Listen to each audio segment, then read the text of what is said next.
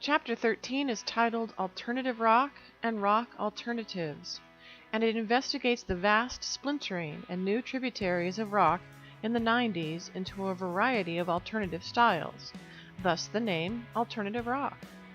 Alternative emerged out of the indie rock and hardcore scenes of the 1980s, and in a similar approach to styles in the early 70s, alternative acts blended styles in a new and individual manner, creating their own distinctive footprint in rock music.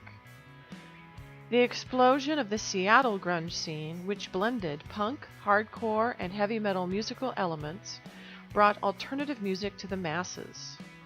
The bands Soundgarden, Pearl Jam, Alice in Chains, and Nirvana were all part of an independent label based in Seattle called Sub Pop Records. After the release of Sub Pop's compilation album, the Sub Pop 200 in 1988, and subsequent British Music Magazine article calling Nirvana Seattle's answer to the Beatles, there was no stopping Nirvana's success. It is worth noting, though, that it was Soundgarden who was the first grunge band to sign a major label and leave Sub Pop. But it was Nirvana's successful album Nevermind that became the voice of Gen X.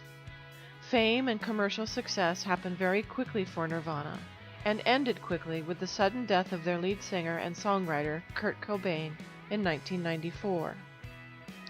In California, a similar blended style could be found in the San Diego-based group the Stone Temple Pilots. Groups like Faith No More and the Red Hot Chili Peppers infused their new breed of rock with funk, hip-hop, and at times even rap tinges. Los Angeles-based Rage Against the Machine merged substantial political material with hard rock and rapped vocals. Punk, with pop styles, no longer a dirty word in punk circles, was successfully in the mainstream now as pop punk. Bands leading this style are Green Day and Blink-182. Industrial rock, which joined digitized sampled sounds from industry with heavy guitar styles and the coldness of computer-generated sounds, had pioneers like Throbbing Gristle and Cabaret Voltaire from England, and Skinny Puppy from Canada. But the American act Nine Inch Nails was the first mainstream industrial rock act to have significant radio and video play. As alternative rock became increasingly mainstream, new indie rock bands continued to experiment underground and on college radio.